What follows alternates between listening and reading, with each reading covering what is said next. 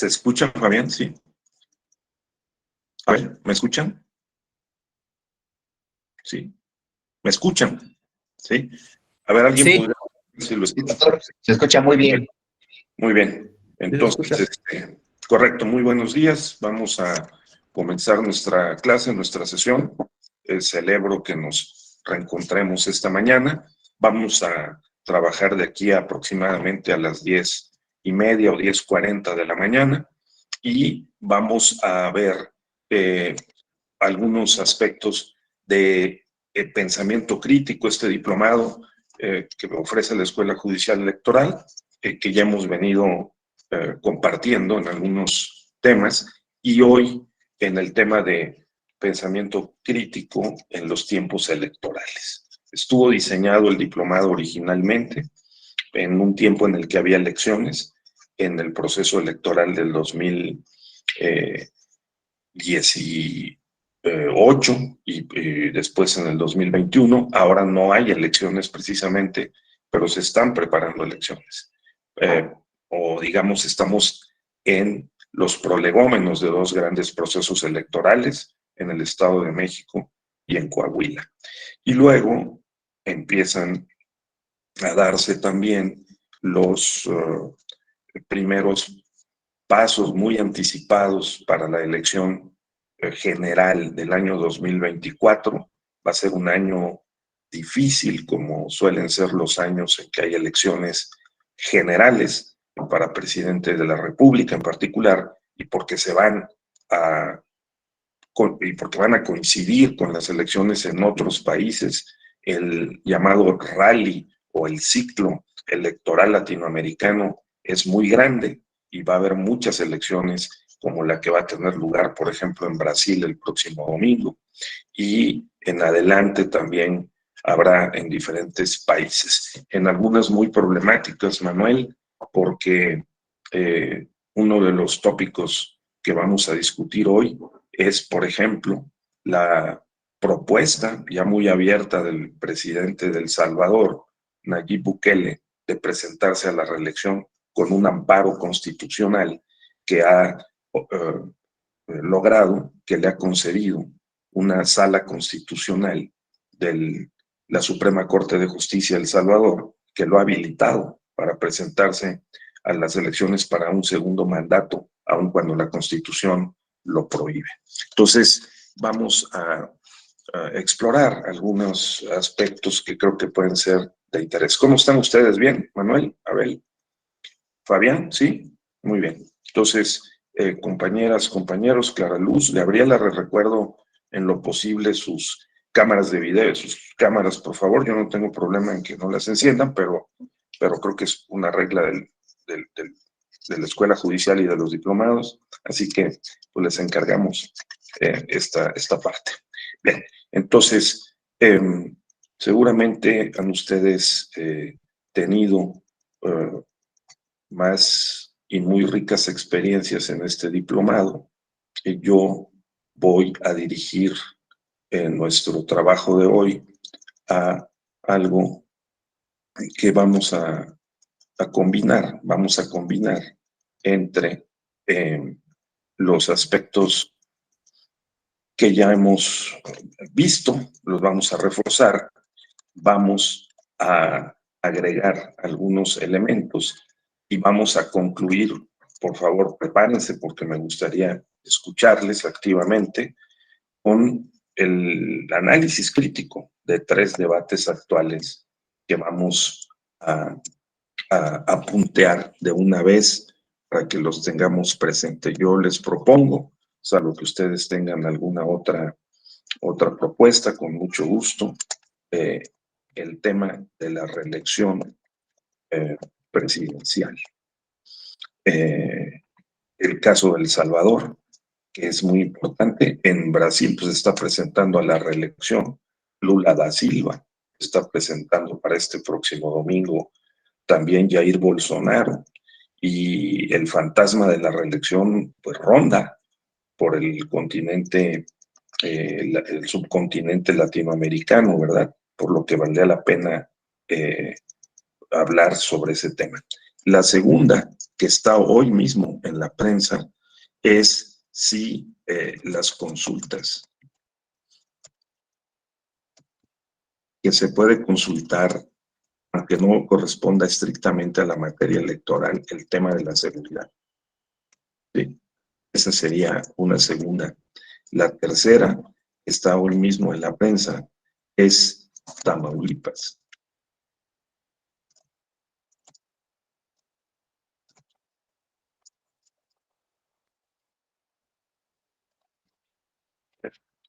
Entonces, con esas tres creo que nos podemos entretener en la última parte de esta sesión.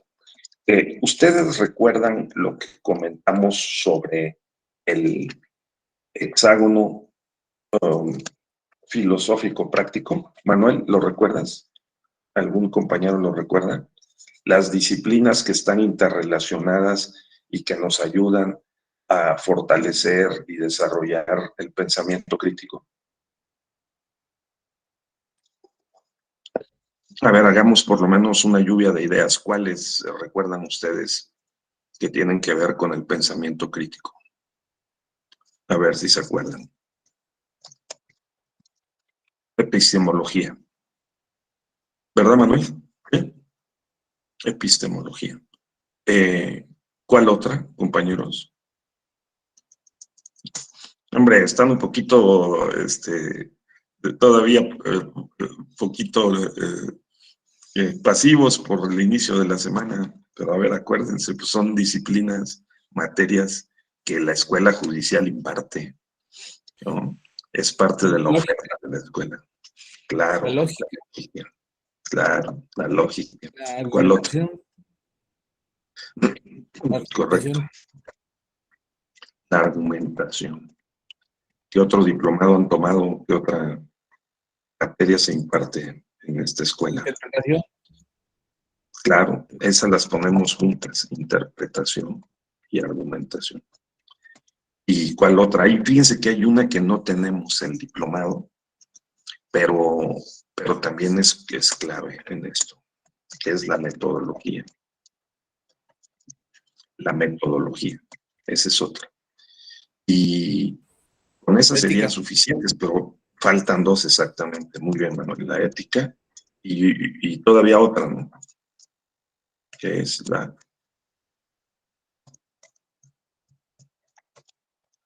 comunicación.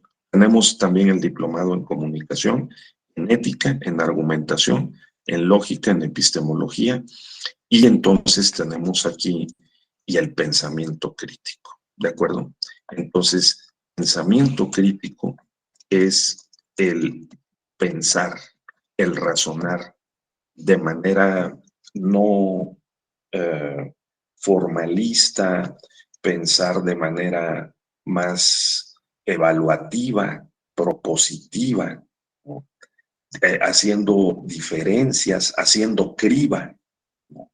Como dice el doctor Juan Abelardo Hernández, cribar, ¿no? Crítica viene como de cribar, de hacer, sacar el grano de la paja, es decir, poner en claro cuáles son los aspectos que se están debatiendo y ejercer un análisis que sea, que ponga en aprietos, ¿no? a los pensamientos y a las comunicaciones convencionales, lo que se cree que es verdad y lo que parece que es lo que había que hacer de manera convencional, ¿verdad? Ya Manuel, en la última sesión que yo tuve con ustedes, también decía, sí, y es la perspectiva, digamos, emancipatoria, es la idea de que debemos de despojarnos de las cárceles mentales, de las limitaciones de nuestro propio pensamiento, y para eso tenemos que pensar fuera de la caja, como se dice, tenemos que ser capaces de una introspección y de una forma de tratar de ver los fenómenos que estamos estudiando, que nos afectan, la comunicación cotidiana y especializada verla de una manera crítica precisamente, o sea, no dejarnos llevar por la primera apariencia, la primera versión, eso. Entonces, yo quiero brevemente recordar que la epistemología es la contralora del conocimiento válido, de las garantías del conocimiento válido. Así es. La epistemología lo que hace es verificar que la lógica funcionó bien, que la metodología siguió los pasos, procedimientos o criterios prescritos para producir conocimiento válido, que la interpretación y la argumentación siguieron las reglas de la interpretación y la argumentación, de los métodos que la comunidad de juristas y la jurisprudencia, las fuentes del derecho, pero en particular la jurisprudencia, ha racionalizado, definido y aplicado. O sea, ¿cuáles son esos métodos de interpretación y argumentación? Y es lo que tratamos de enseñar en los diplomados de la escuela judicial, ¿no? Pues es la idea, porque si no, entonces enseñaríamos un conjunto de preferencias y de ideologías subjetivas. O sea, lo que tratamos de hacer es decir, bueno, esto es lo que la sala superior, la jurisprudencia, la corte, la constitución, la doctrina también, ¿no?, que ha aportado en términos de métodos y de técnicas para operar exitosamente una decisión interpretativa, ya sea sobre las normas o sobre los hechos o sobre las pruebas, que los hechos y las pruebas se presentan objetivados en el expediente a través de los medios de prueba.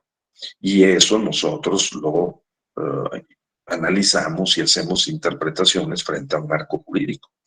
Entonces, bueno, esa es la idea, que la epistemología evalúa la idoneidad, la consistencia, la coherencia, el efecto práctico que pueda tener el pensar de cierta forma, de manera lógica, ya sea con la lógica formal, que sigue siendo válida, o con la lógica informal, que apoya los procesos de la lógica formal, porque está mostrado tener sus límites. Ya habíamos dicho que en diferentes momentos en la historia, la lógica formal pues ha sido enriquecida y ha sido complementada y para algunos superada por la lógica formal. La lógica informal, por otros modelos de razonamiento. Y yo he insistido en que entre esos modelos de razonamiento están los modelos argumentativos que nos enseñan en los cursos de argumentación. ¿De acuerdo? Sí, Manuel. Entonces, la epistemología, tengámoslo otra vez presente, es la contralora de las garantías del conocimiento válido. Si lo quisiéramos ver de una manera más técnica, especializada, la epistemología es la disciplina, ¿sí? Disciplina que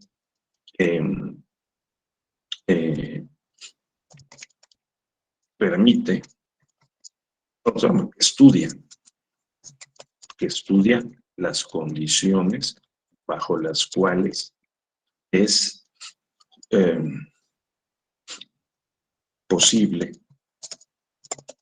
determinar que una creencia que consideramos verdadera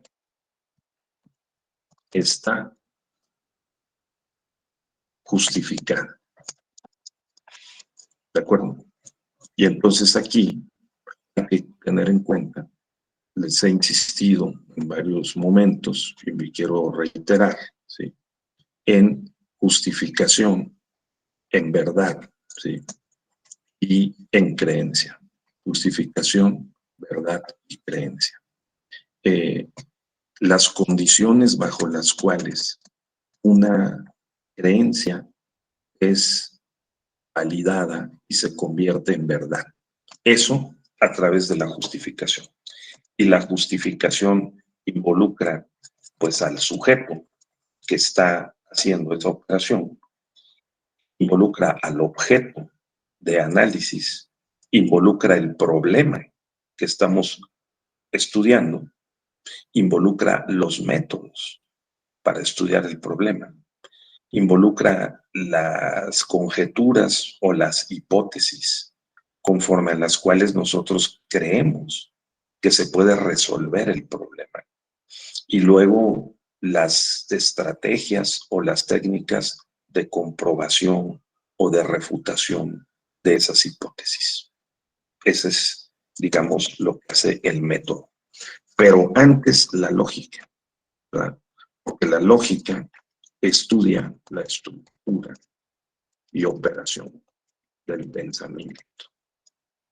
Así es. Y el pensamiento lo que hace es conceptuar, definir, ¿verdad? Enjuiciar y proponer.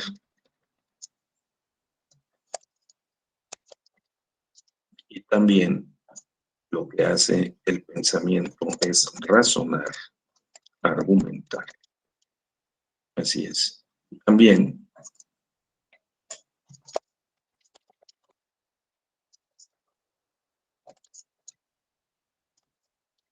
y detectar falacias y sesgos cognitivos. Entonces, ya habíamos advertido que estos tres pares de funciones del pensamiento son cruciales porque somos unos sujetos racionales y sintientes, también emocionales, que estamos afectados por el medio ambiente, por la cultura, por la historia, por las personas con las que nos relacionamos en nuestra familia, por las influencias que tenemos de diversas personas y contextos a lo largo de nuestra vida. Y dependiendo de qué etapa de la vida vamos pensando y produciendo comunicaciones e interactuando con el contexto o el medio ambiente, vamos creyendo en ciertas cosas, vamos creyendo en ciertas ideas, en ciertas verdades y nos las creemos y las justificamos. Pero justamente el pensamiento crítico pretende que nos hagamos sujetos, objeto de nuestro propio pensamiento y que seamos capaces de reflexionar sobre la trayectoria, evolución, actualidad y perspectivas de nuestra propia forma de pensar, ¿no? Y de nuestra forma de actuar, de lo que hacemos, de lo que hemos hecho, de lo que podemos hacer en diversas partes de la vida. Me decía un señor de casi 90 años con el que estuve conversando ayer en el estado de Chiapas, un hombre sencillo, afable, que ya estuvo al borde de la muerte por 2 infartos hace 10 años. Y me decía, regresando en la trayectoria de mi vida, pues él nació, imagínense ustedes, en los años 30. Lo que he podido ver, cómo Chiapas penosamente ha evolucionado de cuando a las personas veían los vehículos en los años de 50 o 60 y se espantaban las personas en Chiapas de ver los vehículos, ¿sí? Automotores, se espantaban. Y yo creo que también eso ocurría en otros lugares. Y a cómo hemos ido pues estabilizándonos, adaptándonos a la modernidad, es decir, a esta forma de pensar, de que el mundo puede ser organizado, sistematizado, racionalizado, y que las innovaciones tecnológicas pueden hacer que tengamos un mundo mejor y no peor, y que esas innovaciones tecnológicas incluyen el Estado de Derecho, ¿no? La Constitución, las leyes, la democracia, las elecciones y desde luego el capitalismo. Una forma de ponernos a trabajar, a organizarnos, a producir, a distribuir y a consumir bienes y servicios que también el propio capitalismo se supone que debería de autocorregirse para prever que ese proceso no desfonde el hábitat y la sostenibilidad. Entonces, eso. Entonces me decía este señor que, pues haciendo una retrospección de su vida, él consideraba que la podía dividir en tres partes, ¿no? Los primeros 30 años, los segundos 30 años, los terceros 30 años. O sea, tres partes de 30 años en las que podía él identificar pues una evolución de su forma de pensar, pues de cuando era niño, joven, adolescente, a una primera madurez, ¿no? Pues tomar decisiones favorables, desfavorables para la segunda etapa, porque el problema es que las decisiones que se van tomando en el pasado, 20 o 30 años después, van aflorando en sus consecuencias y tenemos que ejercer pensamiento crítico en la segunda etapa de la vida. Me decía en otras palabras este señor, yo lo estoy trasladando a nuestro lenguaje para efectos de este módulo del diplomado, de tal manera que podamos reandar, desandar y reandar si es posible el camino. Entonces, esta actitud, ¿verdad? Forma parte de los pensamientos lógicos y críticos que haya que ejercer, pero ningún pensamiento crítico podrá ser simplemente producto de la casualidad, ¿no? Es decir, tendrá que seguir una ruta y analizar racionalmente y con toda la pasión posible. Como decía este señor, por ejemplo, nuestro pasado personal, para que en esa segunda etapa de la vida, de los 30 a los 60, donde estamos la mayoría de los que estamos aquí, supongo yo, podamos examinar las cosas que hemos hecho bien y las que no hemos hecho tan bien. Pero sobre todo, ¿cuáles han sido las consecuencias de las decisiones? No tanto las causas, sí el contenido de las decisiones, pero sobre todo las consecuencias. Entonces, ese es un aspecto que hay que considerar.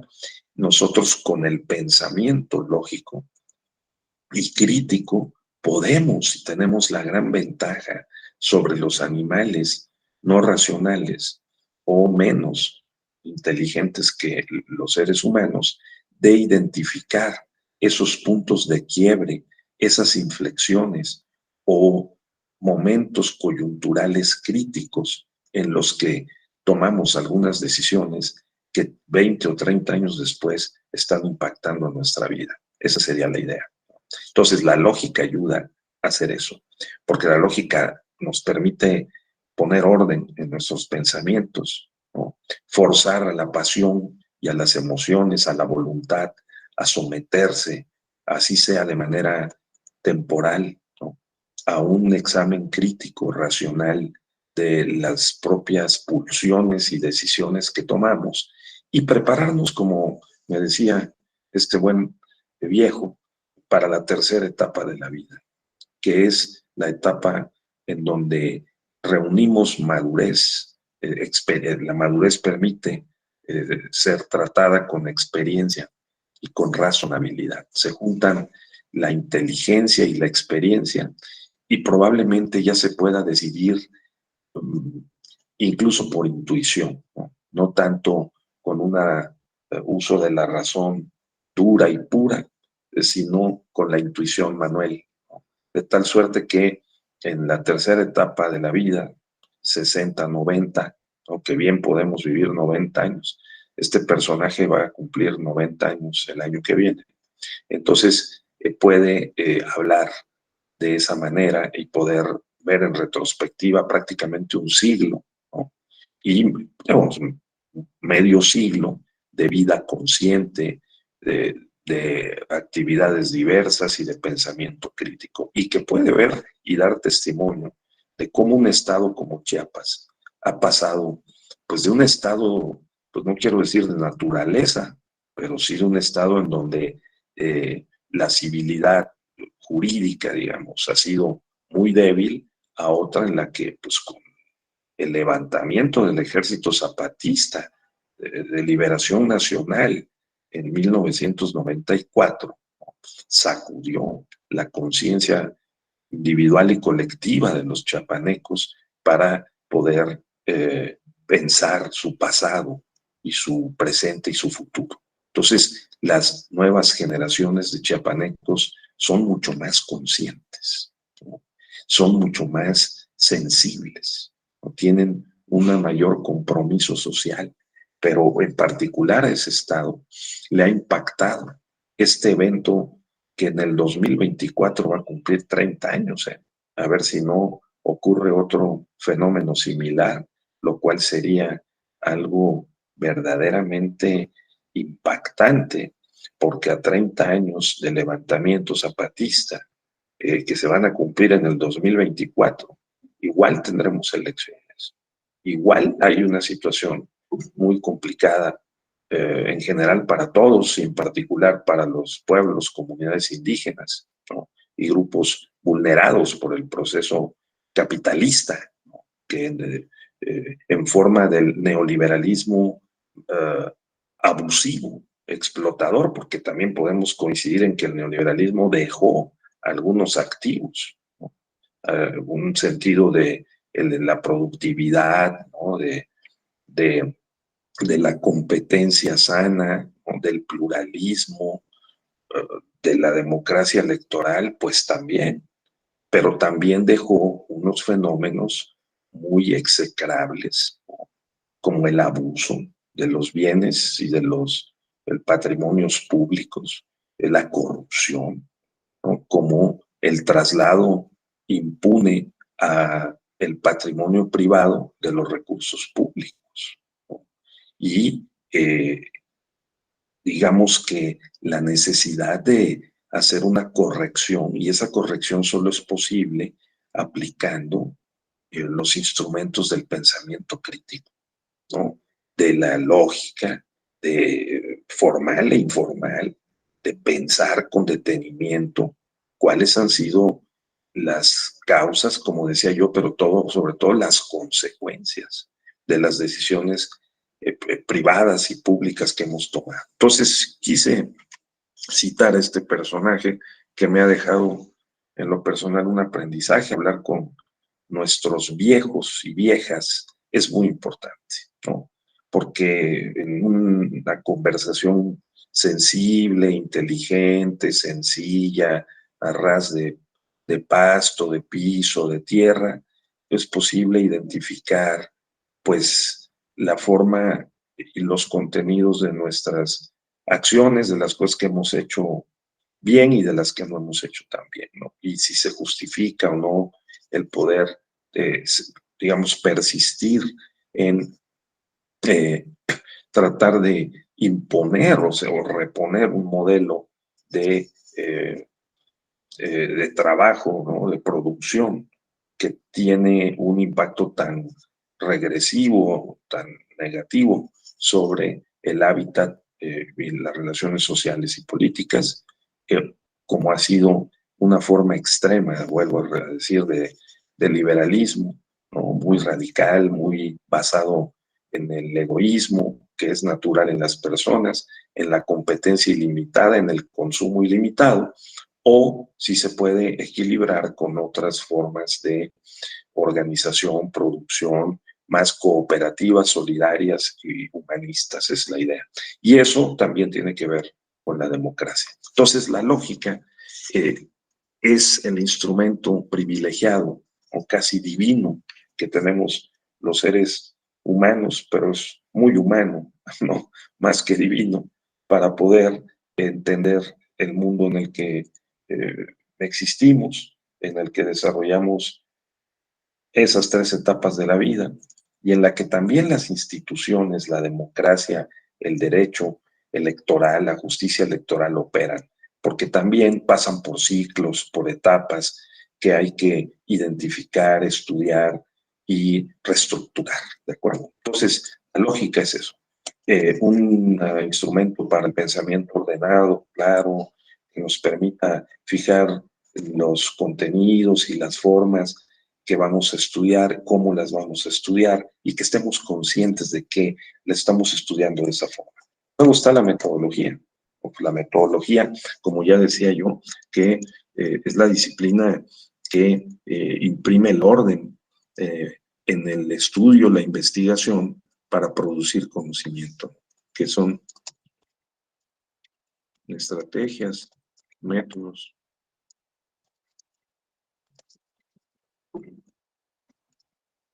Entonces, pues obviamente para producir conocimiento válido.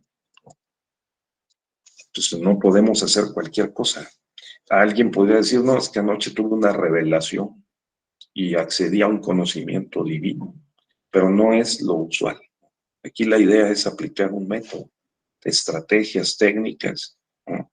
Y que esas están consensuadas porque la experiencia y la reiteración de determinadas operaciones lógicas y metodológicas producen un conocimiento que consideramos válido. Entonces, hoy consideramos válido, creemos con justificación que es mejor tener un sistema jurídico a no tenerlo, es mejor tener una constitución a no tenerla, salvo que hay obviamente culturas y sociedades que pueden prescindir de una constitución. Inglaterra, pues sí, pero a costa de revoluciones, sangre, guerras y muchos atropellos y luchas terribles que ya tienen pues más de 1000 años, ¿no? Para estar cocinando los ingredientes de una cultura democrática, que además también tiene sus límites, porque en esa cultura democrática hay cosas que a nosotros no aceptamos, no aceptamos pues herencias de sangre. Nosotros hace más de 100 años que no aceptamos la monarquía y ellos sí la aceptan y la consideran parte de su democracia. ¿No, Manuel? Entonces, pues, o sea, hay que ver, también depende de los contextos culturales, ¿no? Entonces nosotros dijimos no a la monarquía. En 1867, fusilamiento de Maximiliano, ¿no? En junio del 1867, y nunca más, ¿no? Pero, por ejemplo, en Europa, pues los ingleses o los españoles, no vayan ustedes a hablar mal del rey o de la reina, ¿eh? Porque encontrarán malas caras, o sea, vaya, es un parte de su cultura política, ¿no? Y consideran que es una pieza clave en el balance de las fuerzas y los poderes de su sociedad democrática. Entonces, pues bueno, cada quien, pero nosotros no. Nosotros hemos seguido una ruta distinta. Bien, la metodología hace eso, ¿no? No es que haya un acto de revelación, o sea, nocturna, o sea, la madrugada soñé. No, no, no. Es una cuestión de estrategias, de métodos, ¿no? Que sí puede ser ayudada por un mejor estado de ánimo, ¿no? Por que podamos afrontar problemas de públicos, ¿no? Y de investigación con una actitud más positiva, propositiva, ¿no? Pero no que cerremos los ojos y encontremos la solución en unos arquetipos ideales que vayamos a aplicar al problema en el que nos enfrentamos. Yo creo que no es así. Entonces, la epistemología revisa eso. Ese es arte esencial del pensamiento crítico. Y luego la interpretación y la argumentación, pues que no es más que la atribución, ¿verdad?, del descubrimiento. Yo diría que más rápido, es la justificación de las decisiones interpretativas. Sí, eso es. La interpretación y la argumentación se sintetiza en la justificación de las decisiones interpretativas. Nosotros interpretamos lo que está pasando. Cada quien tiene su versión. El actor, el demandado, el amigo, la amiga, ¿no? La pareja, la familia, concurren versiones sobre cualquier hecho, desde el más trivial al más serio, y nosotros aplicamos nuestro análisis racional y tomamos decisiones. esas decisiones interpretativas. Consideramos que alguien dijo o que no dijo la verdad, o que es correcto, o es razonable, o es más justificable, ¿verdad? Tiene más sentido decidir y actuar de cierta forma para ir al cine, para ir a un restaurante, para comprar un bien o servicio, para inscribirse a los diplomados de la escuela judicial, electoral. O sea, uno toma una decisión interpretativa porque analiza las opciones que se tienen, y esas opciones, la que se ejerce, pues es la más racional posible. Pues supongo que tuvieron ustedes a la vista diversas opciones y dijeron: yo prefiero la escuela judicial electoral y los diplomados de la escuela judicial, ¿no? Es una decisión interpretativa a partir de un análisis de las ofertas que se tienen disponibles, y pues entonces uno opta por una de estas rutas, una decisión interpretativa, y la justificamos al decir: bueno, pues es que allí hay ciertos contenidos que a mí me interesan, yo quiero complementar mi formación, quiero además tener la oportunidad de hablar con otras personas en la materia, la planta de profesores no es tan mala, ¿no?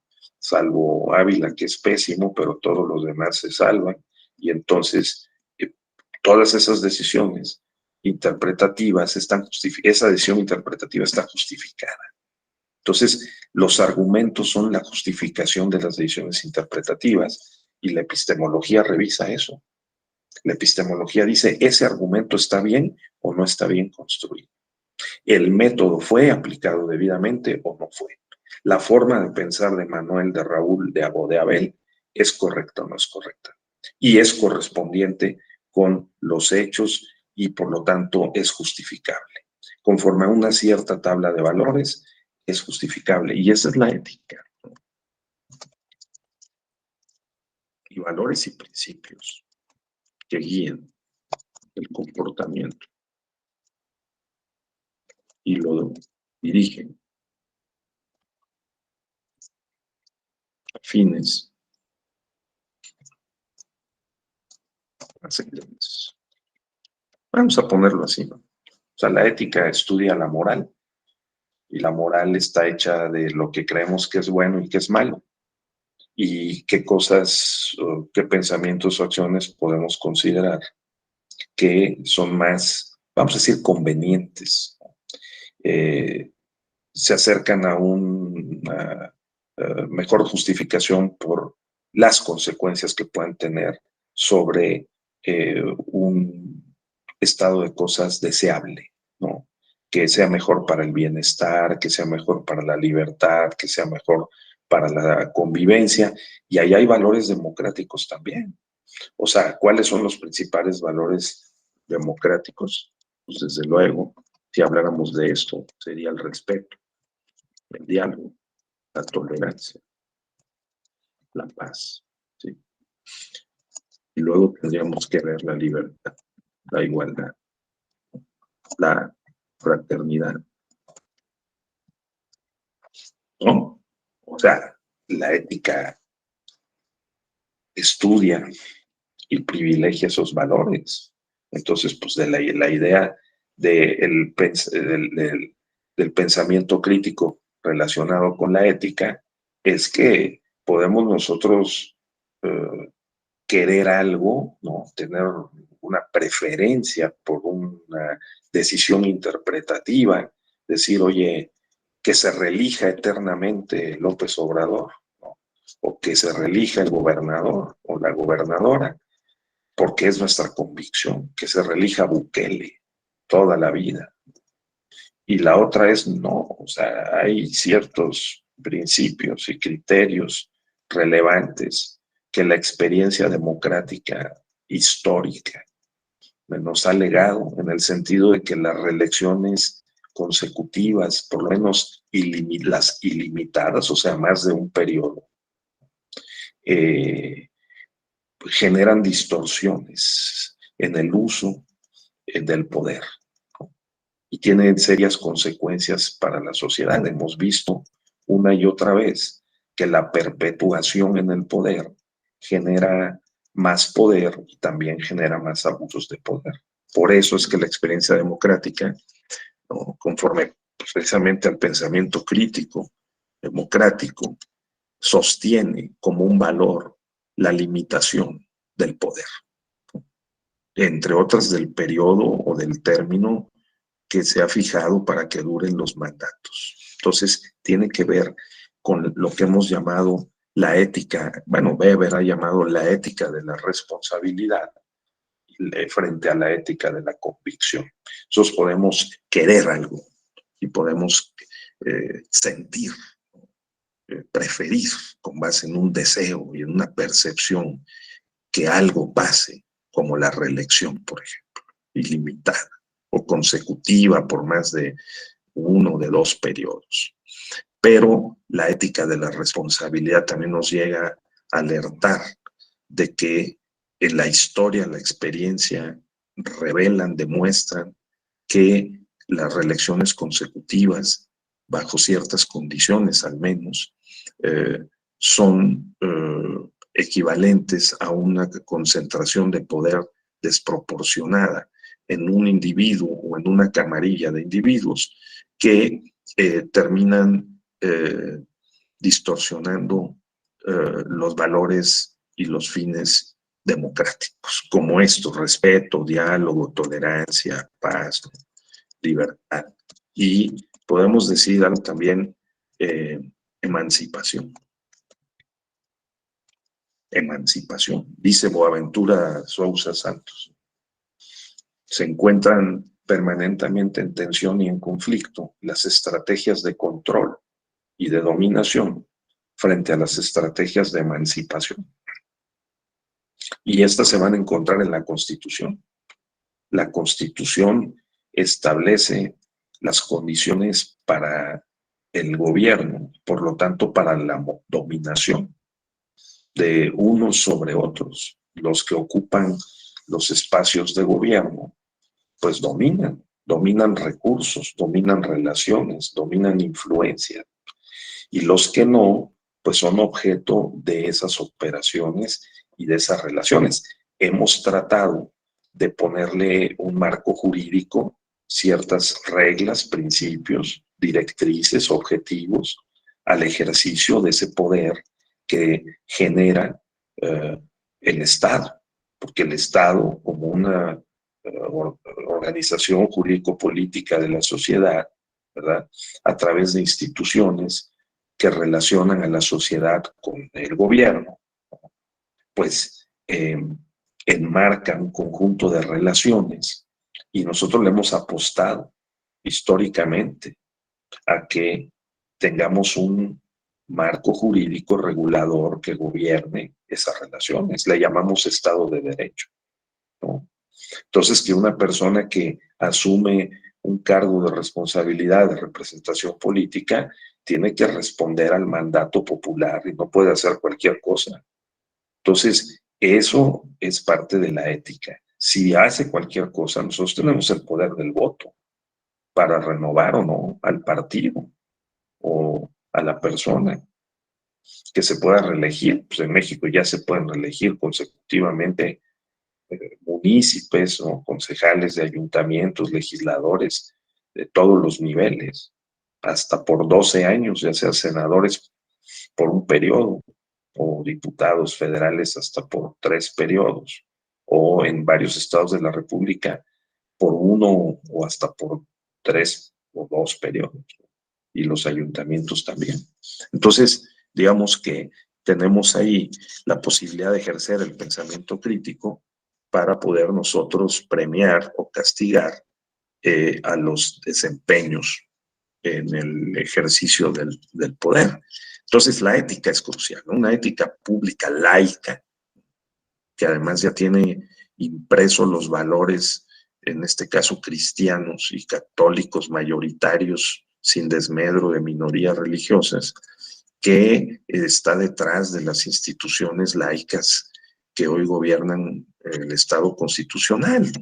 Es decir, tenemos una herencia de la Biblia, ¿no?, de la culpa, ¿no?, del pecado original, que permea el derecho penal, por ejemplo, y que hace que busquemos culpables.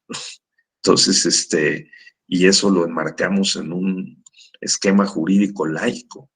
Detrás de eso están nuestras creencias y nuestros valores culturales, que vienen pues, de muchos siglos atrás.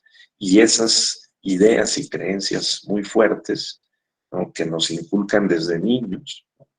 En el mundo católico, pues es claro, la forma como Adán y Eva, ¿no?, generaron el pecado original. Y toda la civilización es una especie de lucha en contra de, para lavar ese pecado original. Estamos como constreñidos por ese sentido o ese pensamiento, ¿no?, en torno a la culpa. Nos sentimos culpables. O sea, entonces eso limita el pensamiento crítico también. O sea, hay que ejercer un pensamiento crítico laico en torno a esos sentimientos de culpa que con facilidad, particularmente las y los políticos, agitan en nuestros corazones y en nuestras mentes. Entonces, bueno, la ética es muy importante. Y luego la comunicación es, pues, esta circulación, ¿no?, interacción de, de expresiones y mensajes. Sí, interacción de expresiones y mensajes entre emisores y receptores. Ya sabemos que lo que se expresa no es equivalente necesariamente a lo que se quiere decir, al mensaje. No es lo mismo el enunciado que la proposición, ¿no?, o la oración literal que el mensaje. De ahí la importancia de la decisión interpretativa. Porque, por ejemplo, en el mundo jurídico, pues tenemos que ver, ya sabemos esto, que lo que dijo el legislador no es necesariamente lo que quiso decir, ¿no? Y eso complica mucho las cosas, porque la ambigüedad, la vaguedad, la oscuridad en el lenguaje, ¿no?, sus contradicciones y límites, pues también afectan el entendimiento y afecta el pensamiento claro, el orden en el pensar. Y tenemos que estar haciendo grandes esfuerzos en cualquier arena o sede legislativa, administrativa, judicial, el foro, los litigantes, la educación, la academia, los profesores, los alumnos, ¿no?, investigadores, medios de comunicación, etcétera, para poder poner un cierto orden, ¿no?, coherencia en los enunciados y en los significados. Entonces, la comunicación es clave para poder generar un ambiente y un esquema en un mundo mejor, ¿no?, que podamos entender de mejor forma. O sea, yo sí creo. Entonces, la comunicación también. No perdamos, pues, de vista este hexágono filosófico práctico que está vinculado centralmente con el pensamiento crítico, ¿no? Eso es una primera. Luego, fíjense, estaba yo viendo la clase que tuvimos el otro día, cuando revisamos, ¿se acuerdan lo de Jerome Frank, Manuel? Estábamos viendo que Jerome Frank era un realista y que se opuso a los formalistas norteamericanos de su tiempo, ¿no?, y que Jerome Frank proponía una forma de pensar distinta a la que normalmente se venía aplicando en Estados Unidos en las principales escuelas de derecho y que por lo tanto formaban las mentes que se iban a posicionar en los principales cargos y los principales actividades, ¿no?, el litigio, la academia, el foro judicial en los Estados Unidos, y lograron este cambio, ¿no? Entonces, es, entre otras cosas, ley no equivale a derecho. Es una de las premisas principales del realismo jurídico, ¿no? La ley no equivale al derecho. La ley es una de las piezas del derecho. Entonces, en términos de las fuentes jurídicas o de las fuentes del sistema de fuentes del derecho, la ley es una pieza. Puede ser una de las más importantes. Alguien puede decir, es la más importante. Bueno, vamos a ver si es la más importante, pero es una de las piezas del derecho. Y el derecho está integrado por diferentes fuentes, ¿no? Y una de ellas es la fuente judicial, es la sentencia y el precedente, la jurisprudencia. Ley no equivale a derecho, porque la ley, nuevamente repito, está hecha de enunciados legislativos que no necesariamente y más bien muy pocas veces equivale a lo que el legislador quiso decir. De tal manera que la interpretación identifica, descubre o asigna los significados de la ley. Y al hacerlo, entonces construye o reconstruye el significado, el sentido, el alcance de la norma jurídica. ¿De acuerdo? Entonces, eso es lo que nos cuesta mucho trabajo. Entender que la ley no equivale al derecho. Por lo menos no en la mayor parte de las ocasiones, porque el lenguaje es limitado. Y aparte, la racionalidad legislativa está afectada por un conjunto de factores que hacen que el legislador, sus asesores y el proceso legislativo no desemboque en un sistema perfecto, ensamblado con la plenitud del hermetismo, la configuración tal, consistente, que hiciera innecesario la interpretación. Eso es material y prácticamente imposible. O sea, siempre estamos interpretando la ley. Entonces, ley no equivale a derecho. Eso es un primer punto muy importante. Lo segundo es que el derecho es un fenómeno social.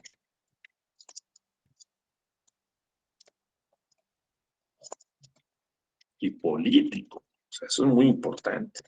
Y político, ¿no? Sí.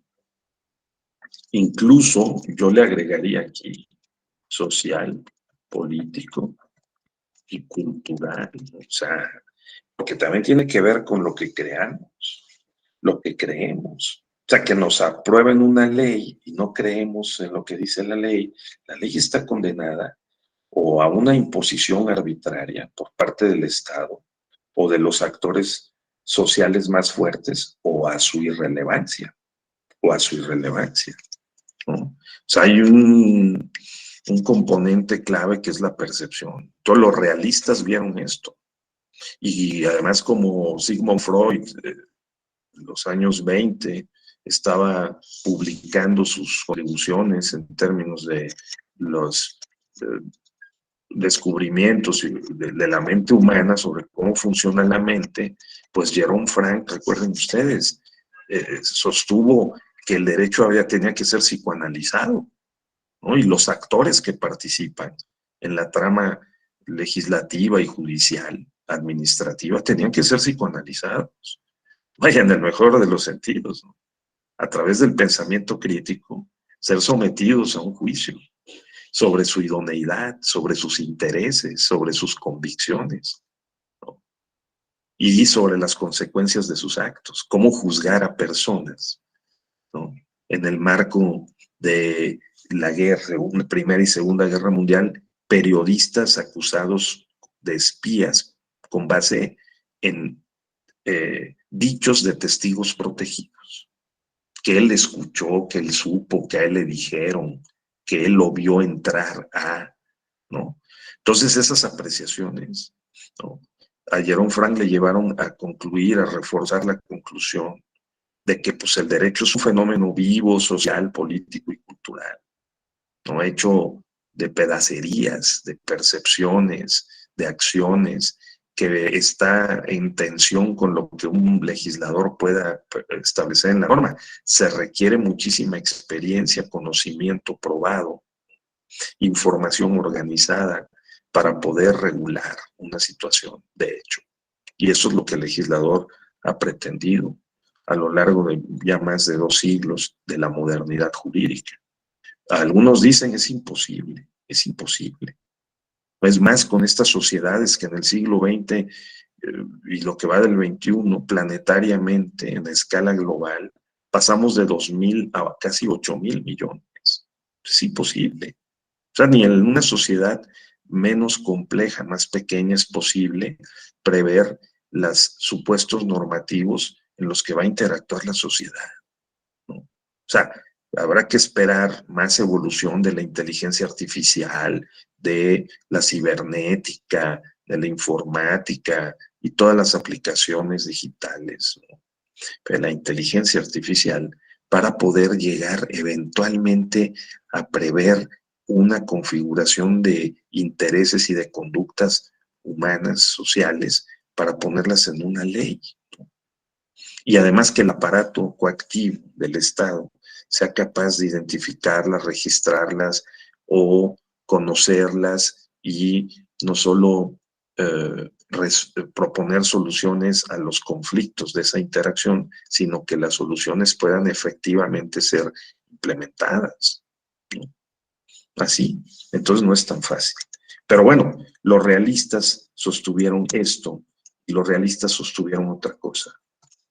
El juez crea derecho. Esto es clave, ¿no? Porque si el juez crea derecho, entonces el juez está a nivel del legislador. Y además, en el realismo radical, el juez crea derecho con normas que son, si no de la misma factura, textura, ¿no? Es decir, características de la ley o de la disposición legislativa, sí tiene la característica de que va dirigida a casos particulares y esas normas que crea deben ser más efectivas, ¿no? Porque afectan la esfera jurídica particular en los casos concretos y hace de la Constitución un instrumento viviente, como se dice, ¿no? Un instrumento viviente, no una hoja de papel, sino algo que se concreta en la esfera jurídica de los gobernados, ¿no? Particularmente de quienes están involucrados en el juicio, las partes, y luego también extensivamente a todo aquel que se coloque en el mismo supuesto, porque el precedente judicial le va a aplicar. Entonces los realistas dicen, el derecho es realidad, ¿no? Social, política, cultural, económica, objetivada, en normas de diferente tipo, pues de lo que se trata es de resolver esos problemas que genera la interacción social. El derecho no debe ser visto como un objeto, una cosa que está ahí armónicamente construida para que como avispas vayamos y nos achicharronemos o nos virtualicemos por encajar en el supuesto normativo. Ojalá fuera así. No, no, no. La idea es que estamos haciendo y rehaciendo el derecho en los actos constantes de nuestra vida, al salir a la calle, al cruzar la calle, al obedecer las señales indicativas de los semáforos, ¿no? Al cumplir con los trámites fiscales o administrativos, al ir a votar. El derecho está con nosotros, ¿no? El derecho es parte constante, cotidiana de nuestra vida, de nuestro actuar. No lo debemos ver como un marco jurídico, objetivo, cosificado, que está allí, al cual tenemos que obedecer en sus términos, sino más bien asumir que nosotros hacemos el derecho. Porque muchas veces encontramos también prácticas que facilitan que el derecho opere, ¿no? Entonces, ese sentido de los realistas, tenerlo presente también. Luego, fíjense que ya pasando a otro aspecto, encontré que el ex magistrado, ¿no? Leonel Castillo, que lo apreciamos mucho desde hace tiempo, ¿no? Leonel Castillo publicó en una obra que les recomiendo mucho de la Escuela Judicial Electoral, que se llama ¿Para qué sirven las escuelas judiciales? O sea, el futuro de las escuelas judiciales, qué es lo que hacen las escuelas judiciales, ¿no? Se lo recomiendo mucho. El libro es de acceso libre, ¿no? Eh, ¿Hacia dónde va la Escuela Judicial Electoral? Se llama así. ¿Hacia dónde va la Escuela Judicial Electoral? Publicado en el 2019. Este libro, que es pues de acceso libre, ahí el magistrado Leonel Castillo dice, hace una serie de referencias y dice, bueno, pues necesitamos que, él dice, el pensamiento crítico lo distinguen siete estándares intelectuales universales para evaluar la calidad del razonamiento acerca de un problema, fíjense, la calidad del razonamiento. Dice uno, claridad, claridad, claridad para expresar la respuesta. ¿No? ¿Qué tal, Manuel? Claridad para expresar la respuesta, la hipótesis, la proposición, que nosotros planteamos lógicamente sobre un problema de investigación, ¿no? Exactitud, ¿no? Entendida como el grado en que la estructura empleada tiene coherencia con el material manejado, en términos de la relación de coherencia entre estructura. ¿Cuál estructura? Pues estructura del pensamiento y material, ¿sí? Manejar. O sea, nosotros tenemos que ser cuidadosos con esta palabra, coherencia. El litigante tiene que ser coherente entre la estrategia litigiosa, argumentativa que plantea el juez con la base material de los hechos y de las pruebas que le va a presentar frente al marco jurídico, ¿no? El juez tiene que ser coherente entre su forma de pensar, ¿no? Los hay más formalistas, más realistas, más humanistas, en cualquier materia, más racionales, más intuitivos, hay jueces más emocionales, pero también hay jueces muy intelectuales. Y entonces dice Leonel Castillo, bueno, hay que considerar, ¿no? La relación de coherencia entre la forma como se piensa, se analiza y se opera con el material manejado. Esa expresión del material manejado no me gusta, ¿no? El pensamiento, ¿no? Y el material objeto de estudio. Sí, o sea, el objeto, el pensamiento estudio, ¿no? Entonces, esa es una segunda. Eh, eh, Luego otra es la precisión. Precisión. Mediante el ajuste de la construcción a los conocimientos.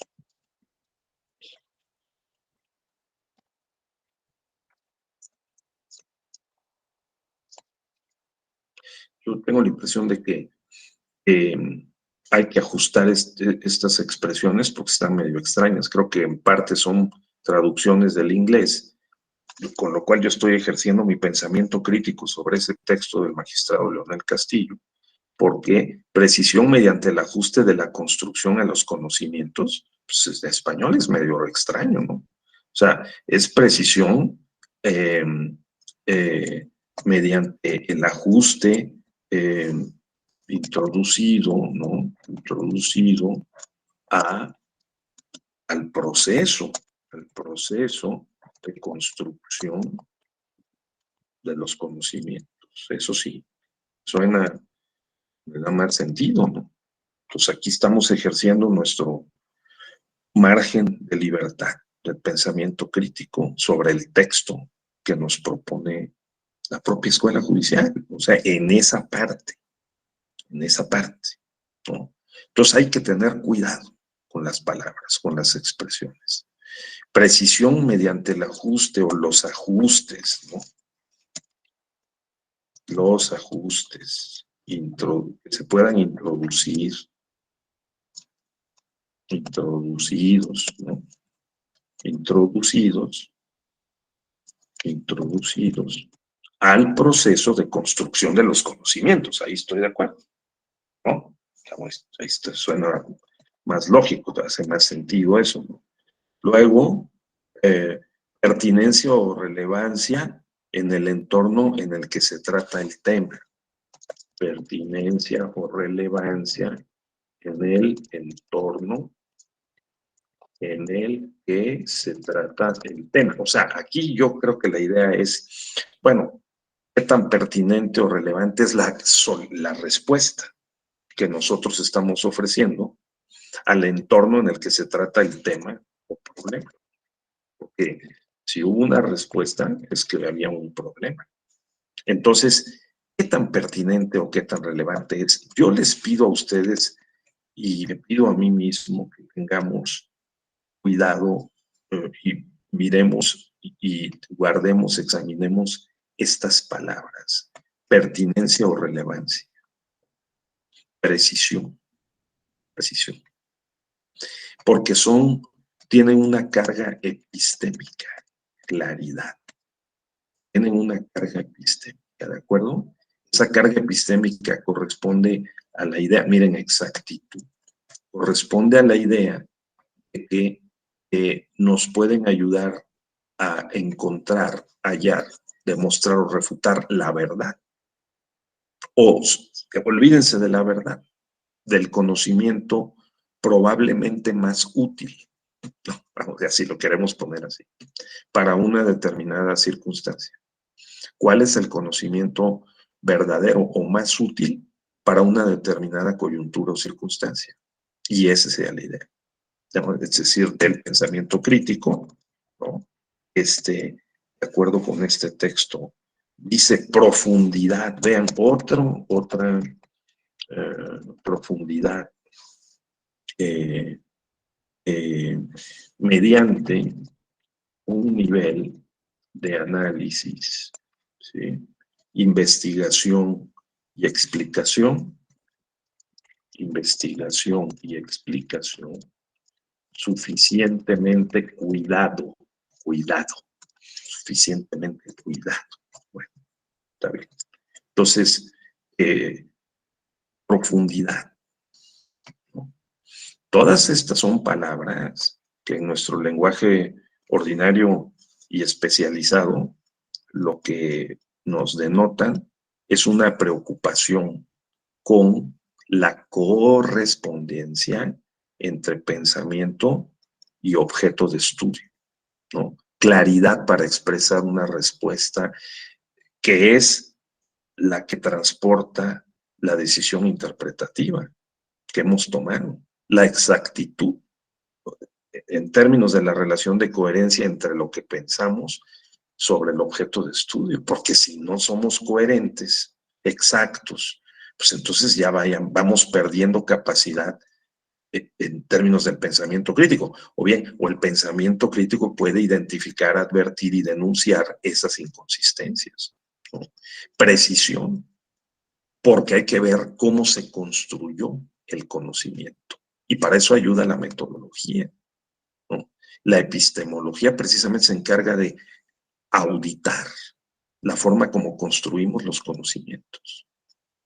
Y la pertinencia o relevancia, porque pues hay que ver si la respuesta que se ofrece, ¿no?, es conforme al contexto, o estamos ofreciendo una respuesta porque queremos cambiar el sistema electoral e imponer un sistema tipo brasileño, por ejemplo, ¿no?, o tipo europeo, español, que el Ministerio del Interior, la Secretaría de Gobernación organice las elecciones cuando sigue habiendo dudas sobre la integridad de las elecciones. Oye, pero es que también dudamos del INE, dudamos del tribunal, ¿no? Dudamos de los soples, dudamos de los tribunales electorales locales. Bueno, entonces lo que hay que cambiar es la cultura de la duda, la cultura social y política. Y luego está la pertinencia o la relevancia, y luego la profundidad. O sea, pensamiento crítico debe ser profundo. Luego está la amplitud, ¿sí?, o extensión del planteamiento. Por extensión del planteamiento, finalmente está la lógica. ¿Ven? o argumentación acorde con las normas. Esto dice Leonel Castillo, que han dicho los doctores Richard Paul y Linda Elder, ¿de acuerdo? Richard Paul y Linda Elder, citados por Castillo González, apreciado magistrado en retiro, que hizo muchos de los criterios que hoy siguen guiando la acción judicial del Tribunal Electoral, ¿sí? Entonces, la lógica o la argumentación, acorde con las normas. Tenemos ahí, por lo tanto, 7 aspectos en que las escuelas judiciales, a través de este diplomado en pensamiento crítico, tenemos que ser insistentes. Promover la claridad, la exactitud, la precisión, la pertinencia, la relevancia, la profundidad, la amplitud, extensión, tener cuidado con eso, la lógica, la argumentación de nuestros planteamientos, es la idea. Por lo tanto, de nuestra comunicación, ¿no? Eso no se hace por revelación divina, se hace con base en estrategias, métodos y técnicas y prácticas que la propia comunidad científica relevante ha sancionado, digamos, consagrado y convertido en formas de actuación propiamente académicas, ¿no? Es decir, científicas, ¿no? Entonces, el texto continúa, ya no lo voy a seguir, se los dejo a ustedes, se llama, como ya mencioné, el título, ¿no? De hacia dónde va la escuela judicial electoral, ¿sí? Esto está ahí en ese libro, ¿no? Y se lo recomiendo mucho, ¿sí? Hacia dónde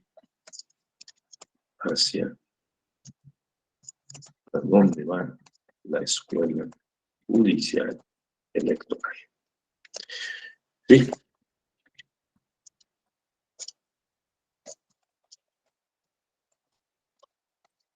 Así. Entonces, pasemos al siguiente. Y con esto nos vamos a ir acercando al final. 3 debates actuales. Aquí sí voy a necesitar de su participación. ¿A favor o en contra, Manuel? ¿A favor o en contra, Gabriela? ¿A favor o en contra, compañeros? De la reelección presidencial. Dice, porque detrás de esto, no solo de la reelección presidencial, pues la que está regulada en la mayoría de los países de América Latina en los últimos 30 años, ha habido, y también en Estados Unidos desde siempre, Canadá, una orientación hacia aceptar la reelección presidencial o del primer ministro, por lo menos por un periodo más, o bien por varios otros periodos más. Pues vean el caso en su momento de Hugo Chávez o de Maduro actualmente, o el caso nicaragüense de Ortega, de Daniel Ortega, o la forma como operó Evo Morales al cambiar la Constitución, pues dijo, aquí comienza un nuevo régimen jurídico, yo me puedo postular, no solamente aún siendo presidente, a un nuevo mandato bajo el nuevo orden constitucional, sino que a la reelección. Y después intentó reelegirse en una segunda ocasión y ahí se produjo ya un quiebre de sus posibilidades, ¿no? O bien el caso ecuatoriano de Correa y tantos otros más. El más reciente es el de Nayib Bukele. Bukele ha dicho el 15 de septiembre pasado que se va a presentar a la reelección, goza de un amparo constitucional que le otorgó la Sala Constitucional de su país, Sala Constitucional cuya integración él alteró mientras andaban de vacaciones o fuera del país. 3 de los 5 magistrados de la Sala simplemente lo sustituyeron por la vía legislativa y los amagaron con unas denuncias penales y nombraron a 3 magistrados afines al gobierno de Nayib Bukele, y ahora pues por mayoría le otorgaron el amparo constitucional para presentarse a la reelección. Él sostiene que hay una crisis constitucional y política social muy grave en El Salvador. El Salvador es el país más pequeño de América Latina, el pulgarcito de América, y tiene un problema muy grave con las bandas criminales, las maras, ¿no? Hay decenas de miles de maras en El Salvador, y Nayib Bukele ha metido a la cárcel y roto los pactos preexistentes entre los gobiernos anteriores de los últimos 30 años con esas bandas, y las ha atacado de manera frontal y goza de una enorme popularidad, sobre todo entre los jóvenes, porque pues El Salvador ha sido un país cárcel de esas maras. Yo tuve la oportunidad de vivir un mes en El Salvador haciendo una consultoría electoral al Tribunal Electoral del Salvador, que organiza las elecciones y resuelve los conflictos, o sea, tienen reunido en un solo órgano al INE y al tribunal, y no podía caminar con plena libertad por las calles del centro de El Salvador.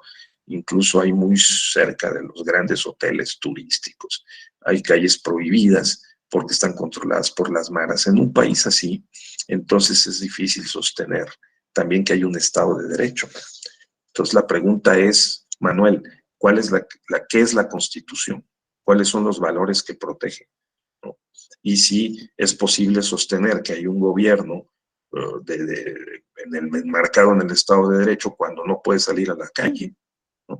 Y cuando está comprometida en la libertad incluso de tránsito, ¿no? Y la seguridad personal. O sea, ese es un Estado de Derecho.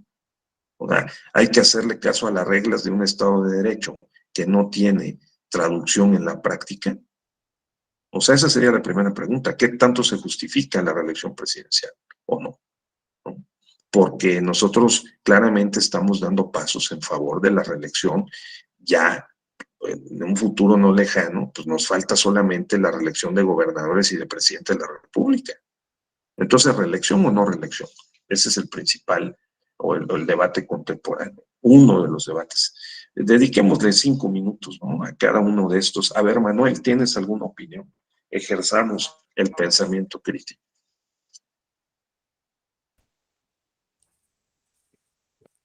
Sí, a ver, tantito el volumen le voy a subir. Sí. Ya está. Bueno, en el contexto que está viviendo El Salvador, me parece oportuno decir que es justificado una posible reelección del compañero Bukele, porque la violencia que está suscitándose en El Salvador, pues es una lucha contra el flagelo que ha dejado el neoliberalismo en ese país. O sea, yo parto de la idea de que no es una lucha propiamente con diríamos, una cuestión así propiamente interna, sino lo que representan las maras es, diríamos, que, bueno, asumo yo mi responsabilidad al decir esto, es el flagelo de toda esa desigualdad, de toda esa pobreza que eso que comentaba hace un rato, el neoliberalismo ha dejado prácticamente en América Latina. Entonces, el compañero Bukele, ¿qué ha hecho? Ha hecho posible de que, pues, aminore, tal vez no sea justificable la cuestión de encarcelar a prácticamente la mayoría de los maras, porque se 80,000, vulneran. Manuel, 80,000. Las cárceles están a reventar, de por sí ya estaban, pero ahora están peor. Y Entonces, ahora, sí. sí. Entonces, alguien cuestiona que nada más les dan 2 raciones después, porque les daban sus 3 raciones y los alimentaban, etcétera, y todavía aún así desde la cárcel operaban hacia afuera y les bajan sus raciones. Derechos humanos a nivel mundial cuestionan esa situación, pero preguntémonos, o sea, los mares, ¿qué representan? O sea, una delincuencia diríamos así como, se me ocurre, ¿no? Decir como muy noble, de que pues sí, les quitamos algo, ¿no? No, pero yo creo es lo más terror que hay ahí, ¿no? Porque prácticamente tienen visualizados a todos los ciudadanos, quién es doctor, quién es maestro, quién vende quesadillas, y a todos les quitan su dinero. Entonces, la continuidad de un gobierno que digamos que parece de mano dura, es posible que siga, bueno, en concepto, para este propósito, sí. En el propósito de decir que alguien está cuestionando, y en este caso yo me atrevo a decir, la derecha, diríamos allá, la derecha está cuestionando Estados Unidos, que cuestionan del por qué se va a reelegir, etcétera, etcétera. Bueno, pues ellos no están viviendo la violencia que está ahí en El Salvador. Gracias. Gracias, Manuel. Sí, o sea, Manuel está abordando, ¿no?, con pensamiento crítico sobre las críticas que normalmente se hacen a quienes, a uno de los gobiernos post-neoliberales, como es el de El Salvador. Porque, ¿cómo se puede ejercer una crítica sobre la estrategia de decir busco la reelección por otros 5 años a través de un amparo constitucional, ¿sí?, cuando la Constitución prohíbe, ¿no?, eh, la, la reelección con una cláusula pétrea, ¿sí?, como la tenemos en México, en el ente, pero nada más que hay una cuestión, las condiciones bajo las cuales esas cláusulas pétreas se establecieron prohibiendo la reelección no tenían nada que ver con las condiciones contextuales que afronta el país actualmente.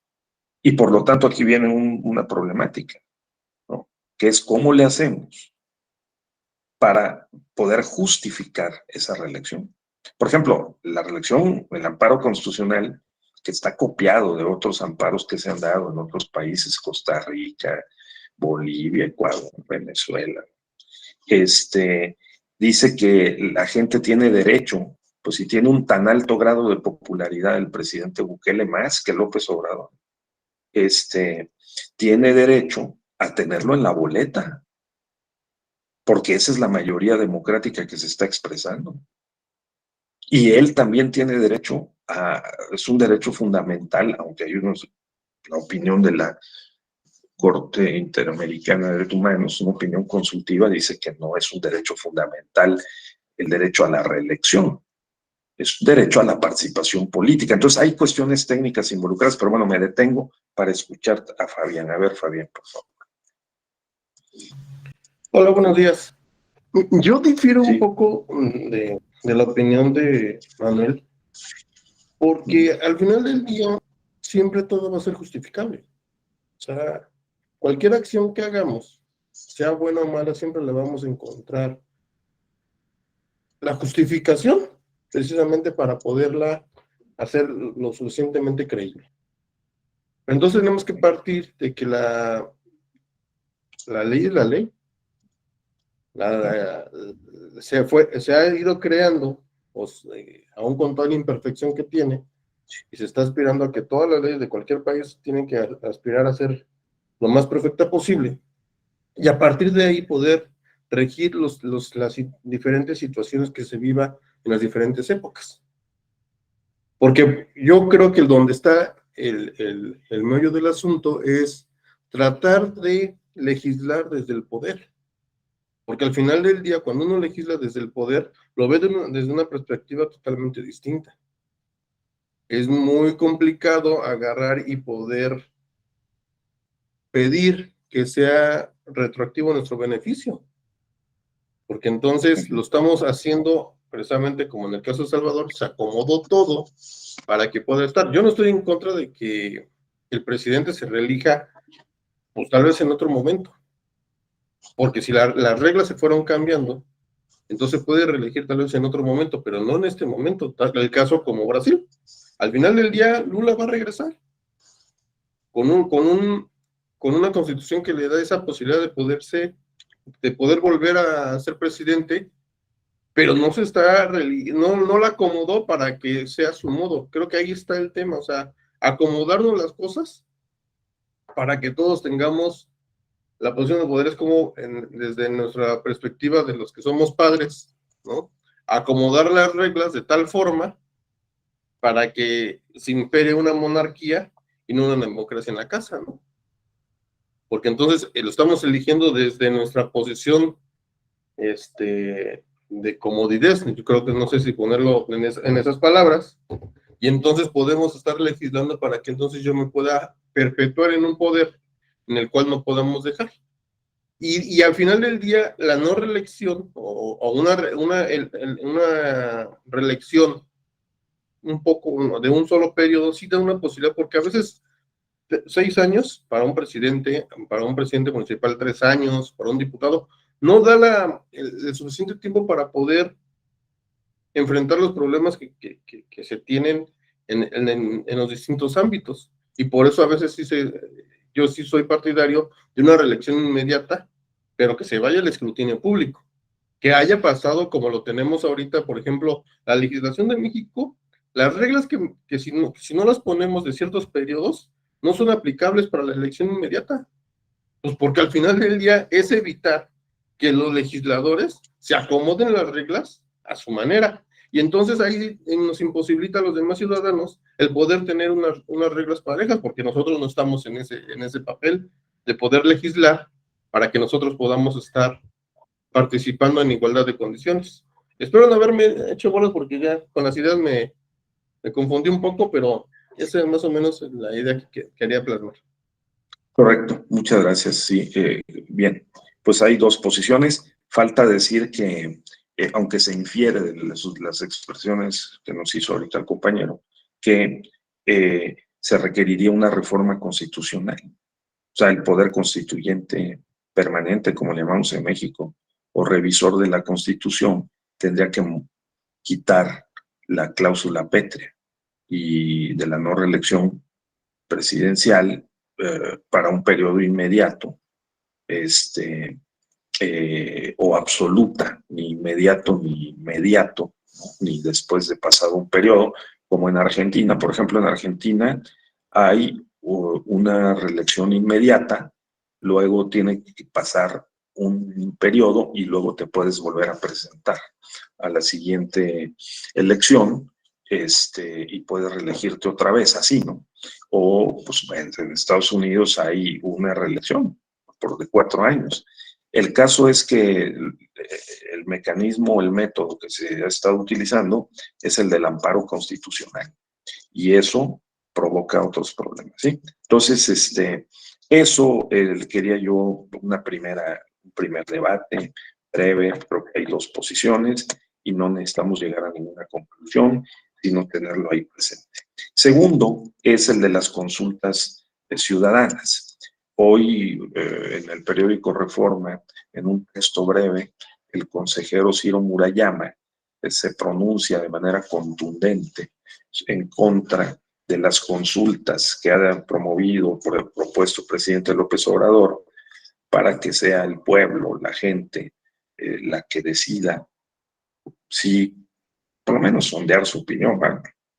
No sería vinculante, pero sería un insumo para determinar si la Guardia Nacional debe formar parte de la Secretaría de la Defensa Nacional y prolongar hasta 2028 o 2029 la inserción de la Guardia Nacional en la estructura de las Fuerzas Armadas. ¿A favor o en contra? ¿Ustedes creen que tiene el gobierno? Pues no se trata solo de creer, ¿no? La Secretaría de Gobernación, en su reglamento interno, tiene la facultad de llevar a cabo estas consultas, ¿no? Estos sondeos. No son las que establece la Constitución formalmente, ¿no? En el artículo 32, 34 de la Constitución, y que organiza el INE con recursos, etcétera, sino, dicen unos, no se trata de eso, son sondeos de opinión que el gobierno tiene derecho a hacer, o tiene incluso obligación de hacer. No sería vinculante, ¿no? ¿Ustedes qué opinan? ¿Se debería hacer o no se debería hacer? Manuel, Gabriela, tú que participen, compañeros, por favor. A ver, escuchar su pensamiento crítico. O de plano, ahí sí no, es un asunto muy delicado. Tiene que ser el INE. A ver, por favor, adelante. Manuel. Sí, gracias. Miren, los tres temas que estoy visualizando de la reelección presidencial, consultas ciudadanas y Tamaulipas, detrás de ello veo, tendiéndome a equivocar, bueno, es la seguridad. O sea, la seguridad es un problema nodal en este momento. Perdón, en este caso hablaríamos de la inseguridad, como la parte negativa de la seguridad, pero como un flagelo que no se fue construyendo porque ya sea en Salvador, ya sea en México, el ADN de los mexicanos o los salvadoreños nos hacen posibles como ser violentos y además sembrar el terror, decapitar, destazar, etcétera. No es un problema, sino que viene de un problema estructural, de un modelo que sí, queramos o no reconocerlo, dejó flagelos, y en este caso, pues los flagelos es de que empobreció a la gente, tanto que llegó al término de que esa gente ya no tenía los recursos y se empoderó violentamente, se hizo de sus rifles, se hizo de sus pistolas, se hizo de un poder organizativo que le dio, valga pues, poder para contrarrestar al Estado, ¿no? Y entonces se olvidó de todos los valores posibles. Entonces, me parece oportuno, así como la Guardia Nacional en ese momento tiene, creo que también el mismo rango de aprobación que lo que tiene Bukele, creo que fue de 89% en ese momento la Guardia Nacional tiene de aprobación. O sea, la gente sí confía en la Guardia Nacional, diría yo de manera personal, sin darle apapachos a ningún al presidente, si es que se puede decir así, o al partido Morena, pero creo yo tener confianza en que la Guardia Nacional sí puede estar haciendo, o podría ser estado haciendo algo, ¿no? Y si a mí me preguntaran, la consulta popular, pues si se organizara, diría yo, sí votaría. ¿Por qué? Porque acá en el pueblo donde yo vivo, pues se oye feo decir, pero están involucrados los policías municipales, vemos, era un pueblo de paz, es más, se le llamaba Pueblo Quito en Acuya. Hace escasamente unos 15 años hacia atrás, dejabas un asadón, una pala en la calle, tus varillas, y nadie te las tocaba, estaban tus pollos, tus borregas, y nadie te las tocaba.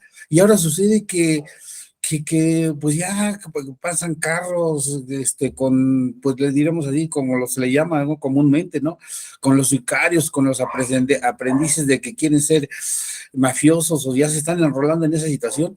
Entonces, ¿cuál seguridad tenemos? Yo creo que así es el aspecto de todo el país, ¿no? Lo mismo que está sucediendo en el caso de El Salvador. Entonces, ¿a quién le voy a poner, en mis manos de quién voy a poner mi seguridad? Pues en alguna entidad que al menos tenga pues la aprobación de la sociedad. Gracias. Correcto, muy bien. A ver, Abel, vamos avanzando y vamos también a ir cerrando nuestra sesión. Está el tema vinculado de Tamaulipas, igual, ¿no? La Sala Superior va a resolver en estos próximos días la validez o invalidez de la elección de la gubernatura. Y también ahí una de las causales es la influencia del crimen organizado y la inequidad en la contienda, porque participaron, entre otros, Marcelo Ebrard, según se dice en la prensa, en esa contienda. Entonces, a ver, Abel, si puedes, hacemos una reflexión crítica en torno a lo que estamos hablando. Sí, gracias, doctor, muy amable. Pues en la cuestión de la seguridad, yo creo que tenemos que ver, porque en los últimos días de repente veo comentarios en las redes sociales sobre la aceptación o la no aceptación del ejército en las cuestiones de seguridad pública. Yo creo que Y ese tipo de comentarios los hace la gente común y corriente como nosotros.